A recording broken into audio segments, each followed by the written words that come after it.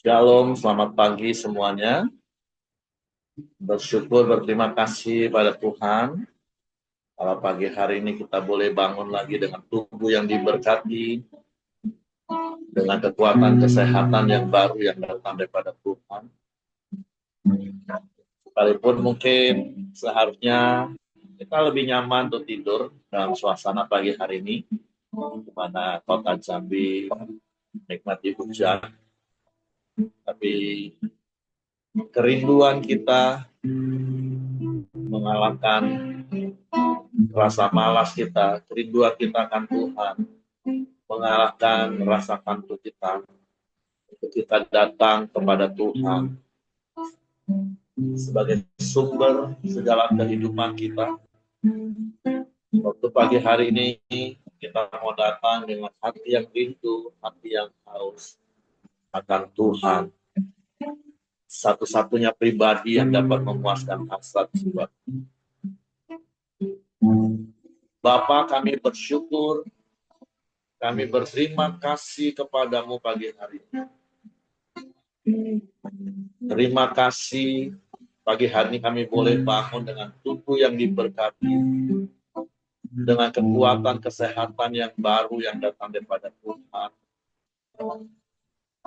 Dan kami boleh datang menghampiri tahta kasih karunia dengan penuh kerinduan. Sebab Engkau sumber kekuatan bagi kami. Engkau sumber jawaban dalam hidup kami. Engkau sumber pertolongan bagi kami. Engkau sumber segala-galanya bagi kami. Engkau lebih dari cukup bagi kami, Tuhan. Terima kasih, Tuhan. Setiru sarindu sungaimu jiwaku rindu Engkau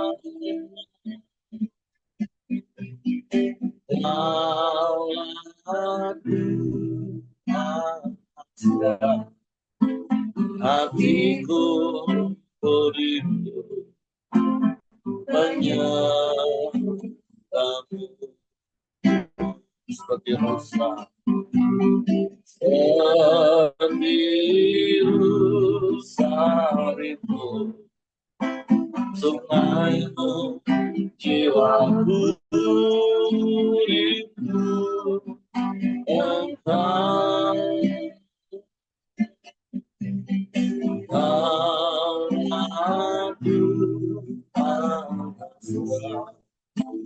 hatiku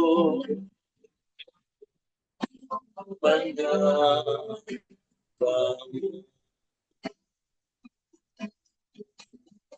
Engkau kekuatan dan perisaiku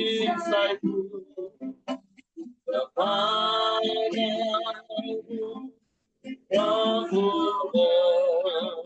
berserah.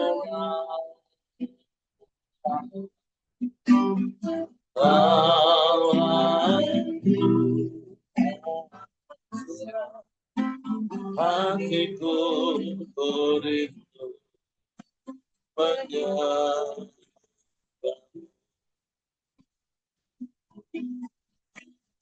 Yesus, Yesus, Kau berarti bagiku. Oh, Yesus, Yesus, Kau segalanya bagiku.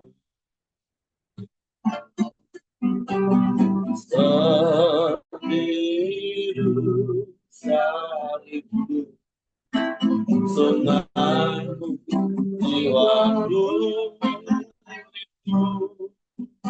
Engkau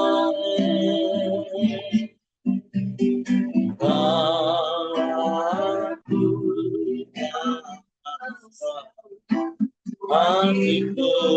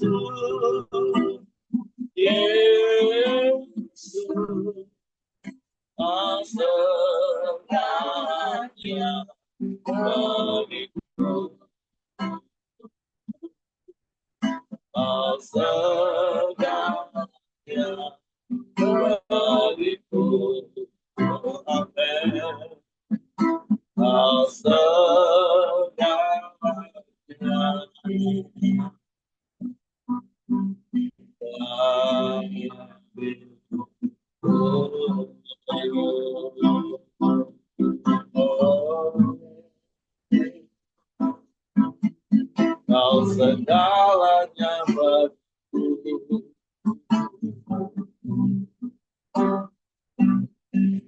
Kau segalanya bagiku.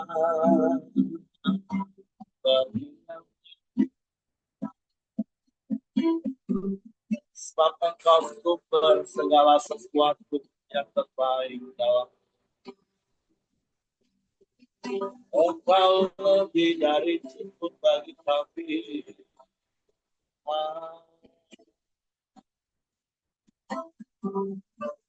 Hanya Engkau yang memuaskan hasrat jiwa kami.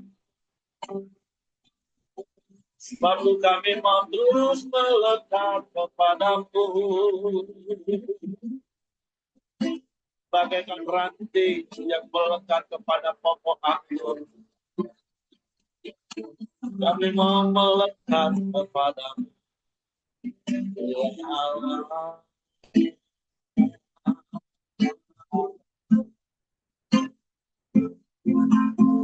Sebab Engkau sumber segala sesuatu. Engkau sumber yang memuaskan hasrat jiwa kami. Engkau sumber yang tak terbatas bagi kami. Haleluya.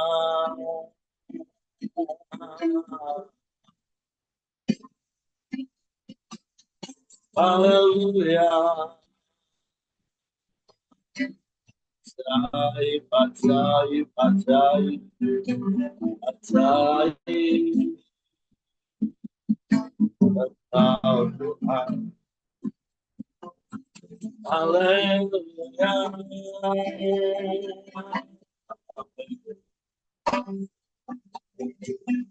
Terpujilah namamu. Terpujilah namamu. Yesus, Yesus, Yesus, Yesus.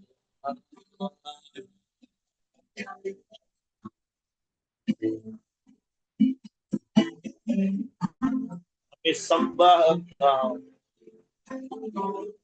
Kami puji Engkau. Kami muliakan namamu. Sebab Engkau yang layak, Engkau yang layak. Layak dipuji, layak disembah, layak ditinggikan, dimuliakan selamanya. Haleluya.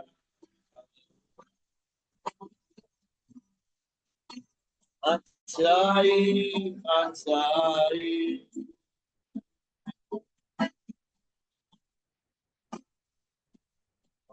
Haleluya.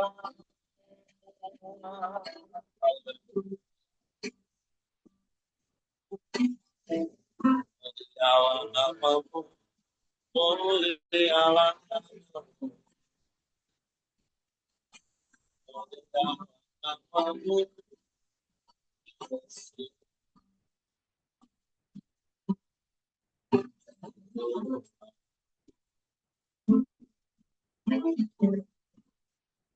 Sebab hanya Engkau yang layak dipuji disembah. Hanya Engkau yang layak ditinggikan diagungkan selamanya. Yesus, Yesus, Yesus, Yesus Tuhan. Engkau yang terutama dalam hidup kami. Engkau yang termulia dalam hidup kami. Haleluya, haleluya, haleluya. Ajaib, ajaib, ajaib. Engkau lebih dari cukup bagi kami. Engkau segala-galanya bagi kami Tuhan. Engkau yang terutama dalam hidup kami. Kami sembah Engkau. Kami sembah Engkau. Sebab tidak ada yang lain selain Engkau Tuhan. Hanya kepadamu hatiku percaya.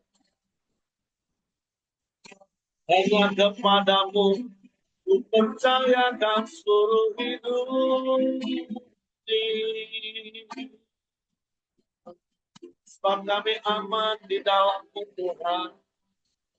Kami tenang di dekat-Mu. Sebab tidak ada yang lain. Tidak ada yang sama seperti-Mu. Engkau satu-satunya. Tidak ada yang lain. Haleluya.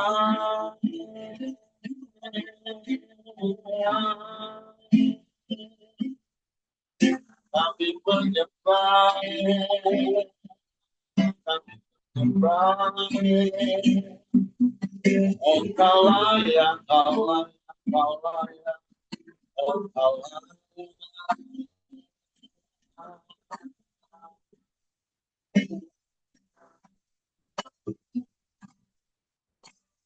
Mulialah namamu.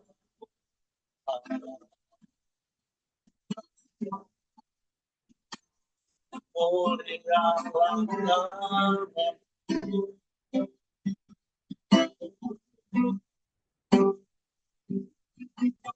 Mulialah namamu Tuhan. Haleluya.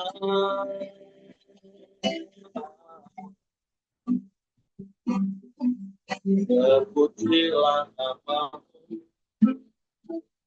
Terpujilah namamu. Terpujilah. Terpujilah. Yesus. Yesus.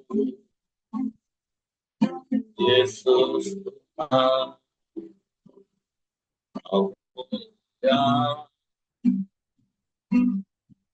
Kau ajaib, Kau dahsyat, Kau hebat, Kau luar biasa.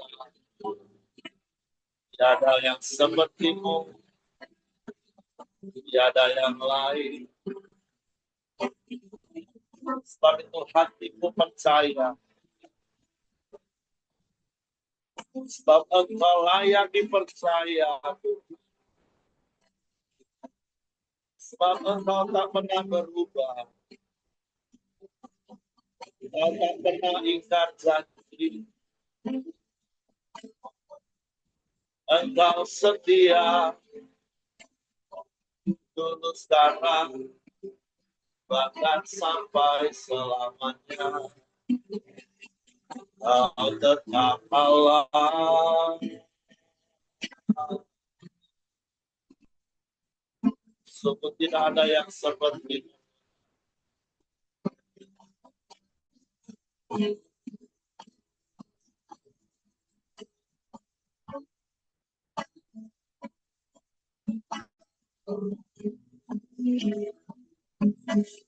ada yang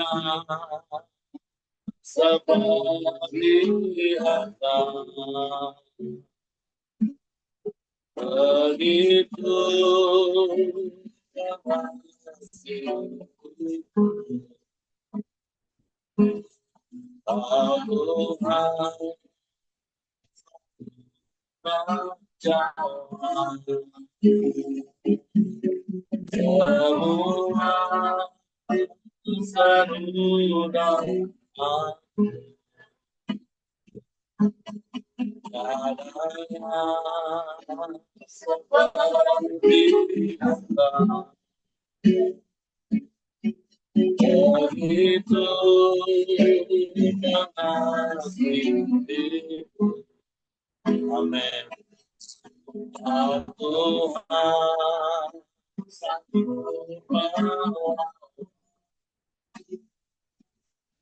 seluruh kehidupanku, aku percaya Tuhanku aja. Tak turun tangan memulihkanku, aku percaya Tuhanku dahsyat. Tak turun tangan memberkatiku. Sungguh tidak ada yang seperti-Mu Tuhan. Tidak ada yang seperti Engkau. Begitu makasih. Tuhan satunya jawab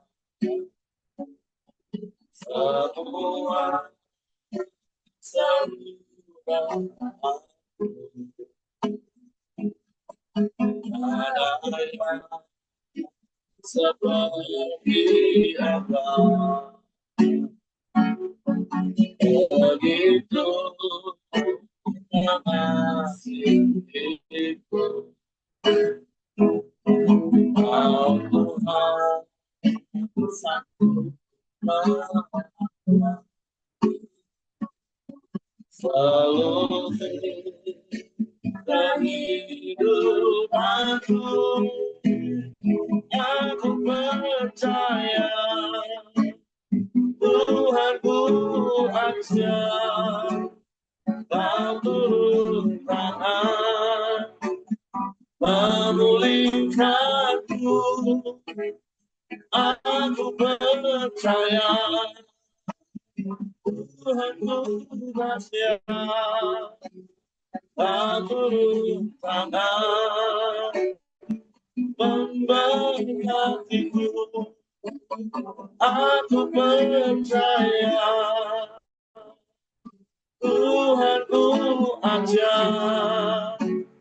Tak turun tangan memulihkanku, aku percaya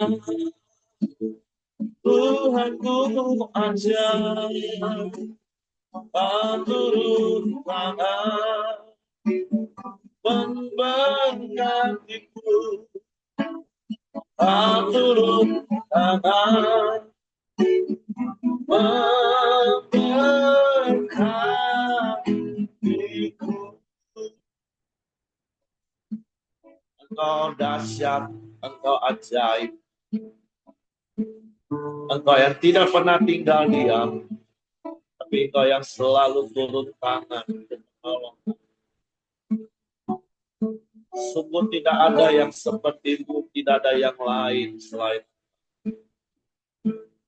hanya kepadamu satu-satunya Allah yang kami percaya. Kami mau berserah dan kami mau mentaati setiap firman. Sebab firman-Mu ya dan amin. Waktu pagi hari ini kami buka hati kami lagi hanya firman. Roh Kudus, tolong kami untuk mengerti dan memahami firman-Mu. Sehingga kami percaya firman dan kami melakukannya dalam hidup. Dalam nama Yesus, kami sambut firman. Haleluya, haleluya. Amin.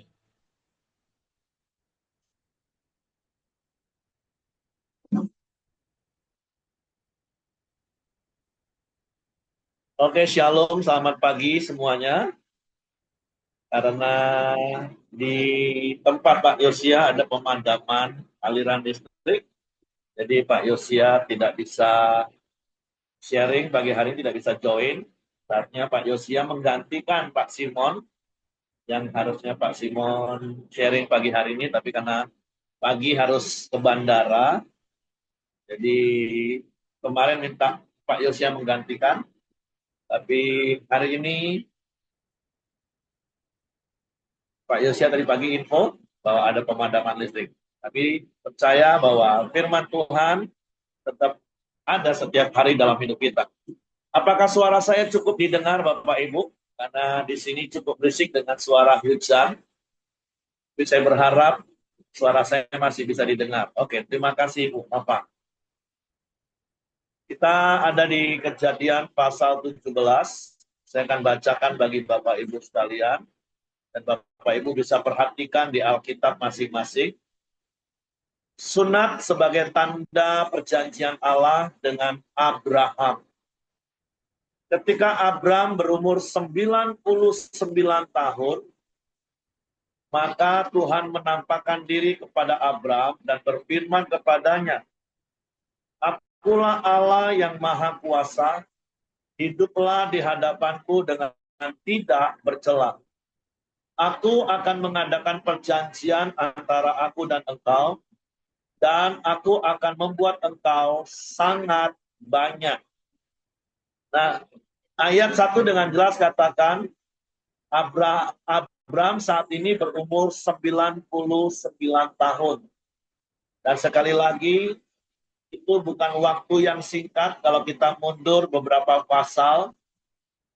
Ketika Abraham dipanggil keluar dari Ur Kasdim, dari rumah bapaknya untuk meninggalkan sanak keluarganya, ketika Abraham berumur 75 tahun, dan kemudian 10 tahun di dalam pengembaraan, berjalan menuju tanah perjanjian yang Tuhan janjikan akan diberikan kepada Abraham dan kepada keturunannya. Sampai pada akhirnya 10 tahun itu juga bukan masa yang singkat untuk Abraham menantikan janji Tuhan digenapi dalam hidupnya. Hingga kemarin kita melihat sampai satu titik, akhirnya Sarai, istri Abraham juga gak tahan untuk terus menanti. Kalau Bapak Ibu pernah melihat film His Only Son, film tentang kisah Abraham dan Sarai, bagaimana akhirnya pergumulan Abraham dan Sarai mengenai keturunan, karena Allah berjanji akan memberikan anak, tapi kemudian ditunggu-tunggu bertahun-tahun. Akhirnya ada satu kalimat yang di dalam film itu ada, mungkin di Alkitab tidak tercatat. Sarai ngomong kepada Abraham, iya, kan Tuhan ngomong akan memberikan kepadamu keturunan, tapi kan nggak ngomong kalau harus melalui aku. Walaupun tentunya, walaupun tidak tercatat, sudahlah pastilah tersirat bahwa ketika Tuhan berfirman kepada Abraham bahwa dia akan memberikan keturunan, tentulah kepada istri yang sah, yaitu Sarai notabene-nya. Tetapi itulah dari sisi manusia, tentu kita bisa memahami secara kemanusiaan, tapi sekali lagi, firman Tuhan dicatat, firman Tuhan jujur apa adanya tentang manusia, sekali lagi itu contoh dan peringatan bagi kita. Makanya berkali-kali mungkin Bapak Ibu pernah saya ngomong gini, kita yang hidup di akhir zaman ini sudah paling enak lah Bapak Ibu. Kita sudah punya buku panduan. Bayangin kalau para tokoh Alkitab itu harus melangkah tanpa ada panduan dalam tanda kutip ya. Mereka harus benar-benar bergantung penuh kepada arahan Tuhan. Yang kadang bisa saja, seperti kalau Bapak Ibu pernah membaca kisah Nabi Elia, ketika Nabi Elia sedang galau, gundah gulana, dia akhirnya bersembunyi di sebuah gua. Ayat-ayat itu katakan ada badai, ada ini, tapi nggak ada Tuhan di dalamnya. Maksudnya Elia tidak bisa merasakan kehadiran Tuhan. Baru ketika angin sepoi-sepoi, barulah dia merasa, oh ini ada Tuhan. Nah, beda dengan kita kan Bapak Ibu. Kita sudah punya Alkitab lengkap, Kejadian sampai Wahyu. Kita tinggal baca, kita tinggal renungkan, kita pahami mana yang baik untuk kita lakukan, kita contoh, ya kita lakukan dengan taat, titik. Dan ada contoh-contoh yang menjadi peringatan bagi kita untuk kita tidak lakukan, ya udah nggak usah lakukan, titik, selesai. Makanya berkali-kali juga saya katakan, kekristenan itu sesimpel itu. Kalau dosen kami ngomong semudah itu. Nah, tapi kan beda dengan Abraham, dengan Sarai, dengan para tokoh-tokoh Alkitab yang menjadi pelaku dalam peristiwa-peristiwa yang kita tinggal contoh Bapak Ibu. Mereka benar-benar harus menunjukkan hati mereka, iman mereka kepada Tuhan. Jika yang saya katakan tadi ya secara daging, kita bisa memaklumi Sarai mengambil keputusan dan Abram juga dengan dengan bodohnya, dengan nggak tahu ya, polos atau bodoh Bapak Ibu ya, mengikuti nasihat Sarai. Tapi sekali lagi, bukan berarti kita boleh tertipu oleh iblis yang seringkali menormalisasi kisah-kisah dalam Alkitab untuk kita melakukan hal yang salahnya. Dan seringkali orang akhirnya ngomong gini, ya wajarlah Pak kalau saya jatuh. Abram aja bisa jatuh Pak. Siapalah aku ini Pak. Petrus aja bisa jatuh. Bisa menyangkal Yesus. Apalagi akulah Pak, siapalah aku. Nah iblis memutarbalikkan keadaan itu dan itu nggak boleh. Alkitab tidak boleh dinormalisasikan untuk kita akhirnya melakukan pelanggaran. Jangan sampai tertipu oleh iblis Bapak Ibu ya. Jadi kalaupun kita baca Alkitab, bukan berarti untuk memvalidasi kita melakukan hal yang salah. Tujuan Alkitab bukan itu ditulis. Justru menjadi contoh mana yang baik dan yang tidak baik di peringatan. Tentu kisah Abram dan Sarai ada hal-hal yang menjadi contoh untuk kita teladani dalam hal iman, tapi juga ada hal-hal yang menjadi peringatan bagi kita. Seperti apa yang barusan saya katakan tentang pasal 16 kemarin. Nah, setelah peristiwa ketika Abram umur 85 tahun, merasa itu adalah sebuah kesalahan, ya tentu Abram kembali kepada tracknya, percaya kepada Tuhan. Tapi kan tidak serta-merta kemudian tahun berikutnya ketika dia umur 86 tahun, Sarai melahirkan anak. Kan nggak seperti itu Bapak Ibu. Jelas ayat ini Abram sampai berumur 99 tahun. Berarti ada rentang waktu 14 tahun lagi Bapak Ibu, menunggu lagi. Lebih lama lagi dari periode yang pertama. Dan tentulah Abram belajar dari kesalahan yang pertama. Dia tidak melakukan kesalahan yang kedua. Nah makanya Bapak Ibu, kan ada pepatah di dunia ini, keledai yang bodoh pun, keledai yang dungu pun, tidak akan jatuh pada lubang yang sama untuk kedua kali. Nah terkadang manusia, maaf, bisa lebih bodoh dari keledai yang dungu. Karena jatuh terus di lubang yang sama. Nah, tapi hari ini kita belajar dari Abram, Bapak Ibu. Dia tidak mau jatuh pada lubang yang sama untuk kedua kalinya. Walaupun sekali lagi tidak mudah untuk terus berharap kepada Tuhan. Sementara usia semakin bertambah, sehingga kalau di kitab Roma, surat Paulus kepada jemaat di Roma, sekalipun tidak ada lagi dasar untuk berharap, tapi Abram tetap percaya kepada Tuhan. Nah itu yang mau kita belajar dalam hidup ini Bapak Ibu. Berkali-kali saya juga sering katakan, yuk bertahan. Sampai kapan? Sampai Tuhan jawab. Kalau Tuhan nggak jawab-jawab dalam artian memberikan apa yang kita minta, ya tetap nanti-nantikan. Sampai kapan? Sampai kita meninggal. Berarti jawaban Tuhan sesungguhnya tidak untuk kita. Nah, makanya Bapak Ibu, mari belajar. Ada satu tokoh Kristen, penulis buku, Smith Wigglesworth, pernah ngomong gini, masa yang paling berat bagi kita menantikan pertolongan Tuhan itu sebenarnya setengah jam sebelum Tuhan menolong kita. Sebenarnya setengah jam lagi Tuhan tolong, cuma banyak orang yang gugur, nggak tahan nunggu. Makanya sejak hari itu, setelah ngerti kebenaran dan saya baca buku itu, saya belajar untuk terus bertahan sampai titik finish.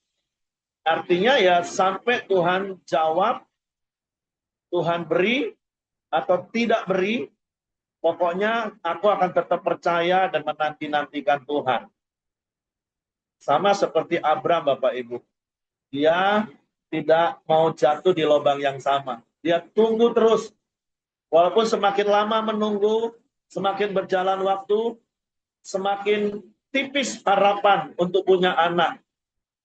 Tapi Abram tetap percaya.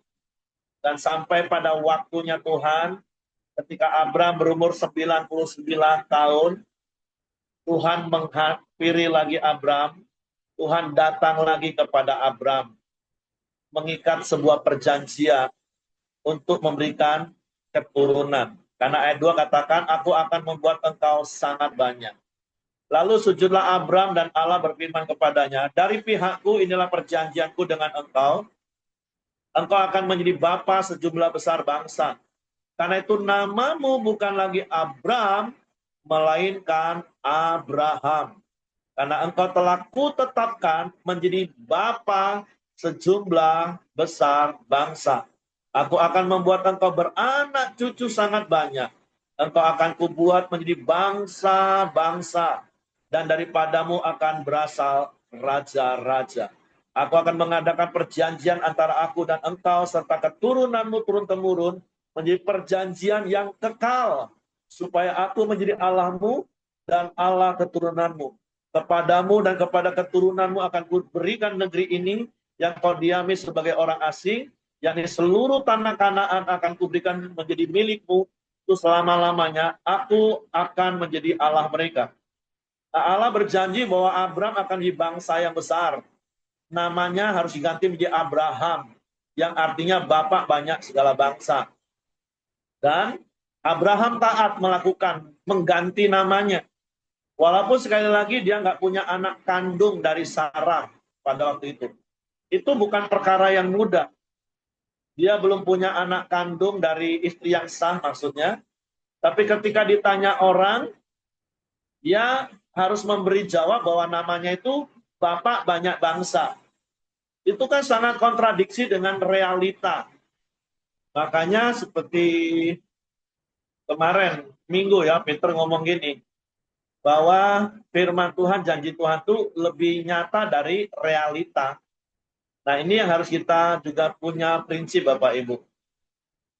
Sehingga Paulus membahasakannya, aku hidup bukan karena melihat realita, tapi aku hidup karena percaya kepada Allah yang bahkan aku nggak lihat. Dan itu yang Abraham lakukan, sehingga dia mengganti namanya menjadi Abraham. Oleh sebab itu, Bapak Ibu, Abraham kembali diteguhkan menjadi orang yang benar karena percaya. Dan seperti itulah seharusnya kita. Sehingga Yesus katakan, berbahagialah orang yang tidak melihat tapi percaya. Dan saya berdoa berharap setiap kita menjadi orang yang percaya, sehingga kita menjadi orang yang berbahagia. Karena sekalipun nggak lihat, kita percaya.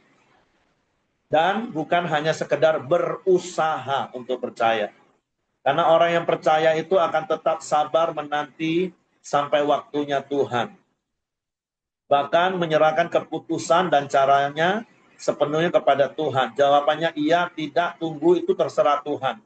Caranya menolong seperti apa? Terserah Tuhan. Bagianku hanyalah percaya dan mempercayakan hidupku kepada Tuhan. Itulah kita, Bapak Ibu. Jadi Abraham mengganti namanya menjadi Abraham. Nah, di sini ada ayat dikatakan itu akan menjadi perjanjian yang kekal, turun-temurun, bahwa tanah Kanaan itu akan menjadi milik Abraham dan keturunannya. Makanya ini dasar yang dipakai oleh bangsa Israel yang ada hari ini, bahwa tanah Kanaan yang mereka tempati itu milik mereka. Mereka walaupun secara hukum dunia mungkin katakan nggak mengakui hal itu. Tapi orang Israel memegang hukum tertinggi di dalam dunia ini, firman Tuhan. Bahwa memang sejak ribuan tahun yang lalu, walaupun mereka memang sempat terpencar, diserahkan kemana-mana, tapi bagi mereka perjanjian Allah itu kekal. Makanya sampai hari ini mereka ngotot itu tanah pusaka mereka, itu milik mereka. Dan nggak ada orang lain yang boleh berkata tidak terhadap hal itu. Karena Tuhan yang berjanji. Dan perjanjiannya itu kekal. Sejak diucapkan, ya bahkan sampai selama-lamanya Bapak Ibu. Sampai Maranatha nanti.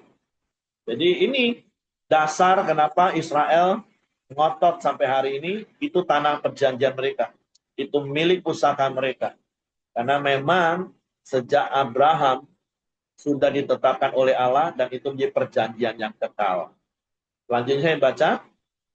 Lagi firman Allah kepada Abraham, dari pihakmu kau harus memegang perjanjianku, engkau dan keturunanmu turun-temurun.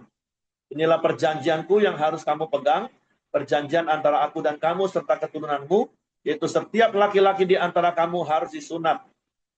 Haruslah dikerat kulit katanmu, dan itulah akan menjadi tanda perjanjian antara aku dan kamu.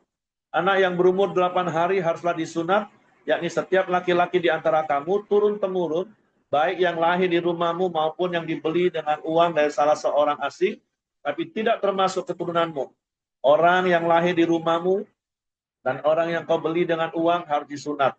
Maka dalam dagingmu lah perjanjianku itu menjadi perjanjian yang kekal. Dan orang yang tidak disunat, yakni laki-laki yang tidak dikerat kulit katanya, maka orang itu harus dilenyapkan dari antara orang-orang sebangsanya. Ia telah mengingkari perjanjianku. Selanjutnya Allah berfirman kepada Abraham, tentang istrimu Sarai, janganlah engkau menyebut dia lagi Sarai, tetapi Sarah, itulah namanya.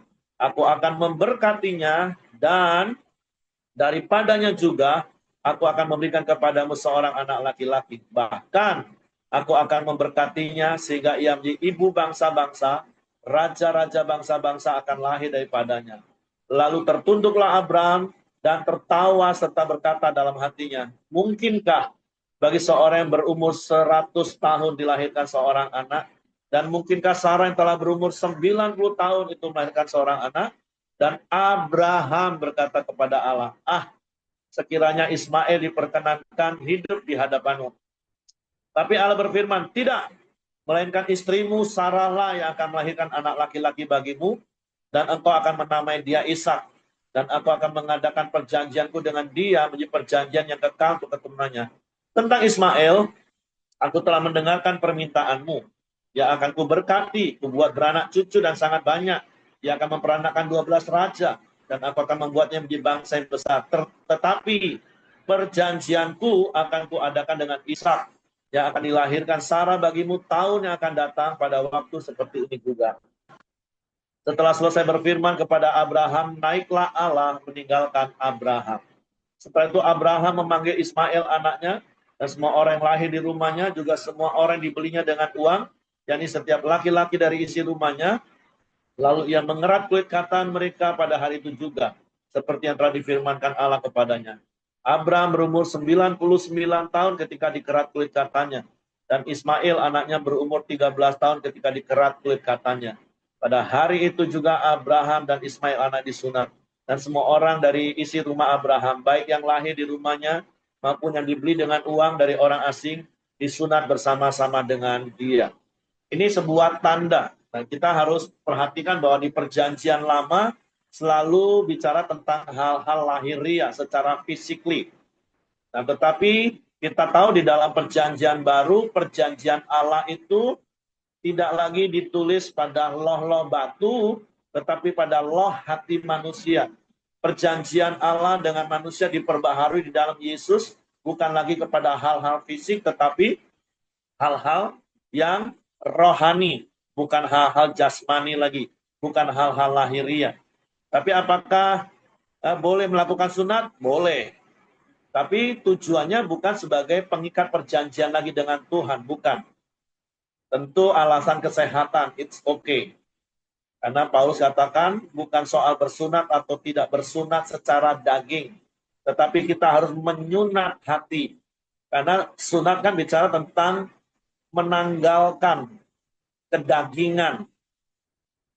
Dan kita menanggalkan kedagingan sekali lagi bukan secara lahiriah, tetapi sifat kedagingan kita yang harus dimatikan, bukan lagi cuma sekedar ditanggalkan. Walaupun di dalam surat Rasul Paulus kepada jemaat di Efesus dan Kolose kalau nggak salah, tentang perikop manusia yang baru, Paulus katakan engkau harus menanggalkan manusia lamamu.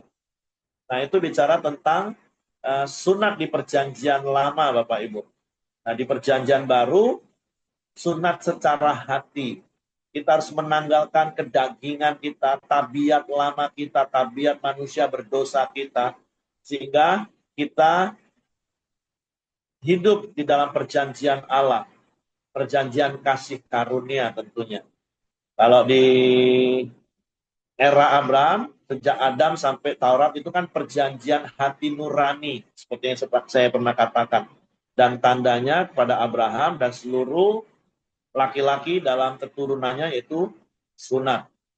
Nah, kenapa di hari ke-8 saya pernah membaca sebuah literatur yang memang manusia itu didesain pada hari ke-8 disunat itu hari yang paling tepat.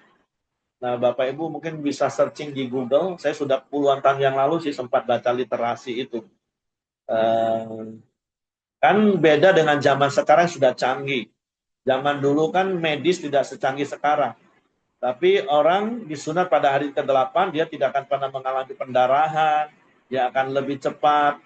Dan zaman dulu kan nggak ada anestesi, nggak ada obat bius. Tapi bisa dilakukan. Karena sekali lagi, yang memberi perintah itu Tuhan. Tuhan mendesain tubuh kita pun sesuai dengan kehendak dan rencananya. Dan salah satu tentang sunat ini. Saya percaya usia 8 hari itu hari yang tepat. Dan sekali lagi saya katakan saya pernah membaca literasi. Beda kan, kalau Abraham ini udah tua. Ada juga pernah kisah waktu tentang adik Dina, anak Yakub yang perempuan yang dicemarkan, sehingga akhirnya Ruben dan siapa ya, yang emosi akhirnya menipu bangsa itu untuk sunat, ya, karena mereka tidak disunat pada umur 8 hari, tapi ketika sudah dewasa, ya mereka mengalami kesakitan dan akhirnya ditumpas. Jadi itu saja yang ingin saya sampaikan pagi hari ini. Jadi mari Bapak Ibu belajar dari Abraham. Yang pertama, jangan jatuh pada lubang yang sama, dalam kesalahan yang sama. Jangan lebih rendah dari keledai yang dungu. Karena keledai yang dungu saja tidak mau jatuh kepada lubang yang sama untuk kedua kali. Abraham belajar hal itu. Walaupun dia harus menanti dengan keadaan yang semakin tipis harapan. Saya pernah khotbah tentang 4 orang yang kusta di pintu gerbang Samaria. Mereka punya harapan yang tipis. Karena mereka katakan kalau mereka tetap di situ mati, kalau mereka masuk ke dalam kota juga mati karena kelaparan juga nggak ada makanan. Kalau mereka ke perkemahan tentara Aram, ada kemungkinan mereka mati, tapi ada kemungkinan mereka hidup. Jadi kalau di prosentase, kemungkinan hidupnya cuma 25%. Tipis, Bapak Ibu. Itu pun mereka melangkah, dan akhirnya mereka melihat mukjizat. Kalau di dunia medis, kemungkinan 50-50 saja itu sudah dianggap tipis, Bapak Ibu. Kalau kita mau mengambil sebuah tindakan, dan kalau dokter udah ngomong, tapi ini 50-50 loh ya, nggak bisa saya jamin loh. Nah, itu sudah tipis itu. Nah, apalagi orang-orang kusta itu 25% Bapak Ibu kemungkinan hidupnya. Tapi itu pun mereka percaya dan mereka bertindak. Apalagi kita Bapak Ibu. Apapun keadaan kita, mari terus menanti-nantikan Tuhan. Karena kalau kita bicara tentang kitab Wahyu, orang yang terus tekun menuruti firman menanti-nantikan Tuhan, Tuhan akan lindungi hari-hari ini ketika pencobaan datang ke seluruh muka bumi. Jadi mari Bapak Ibu belajar dari Abraham untuk terus menanti-nantikan Tuhan dengan sabar. Sampai janji Tuhan digenapi dalam hidup kita. Oke, itu saja yang saya sampaikan. Tuhan memberkati. Silakan, siapa yang bertugas berdoa hari ini, Pak Joni?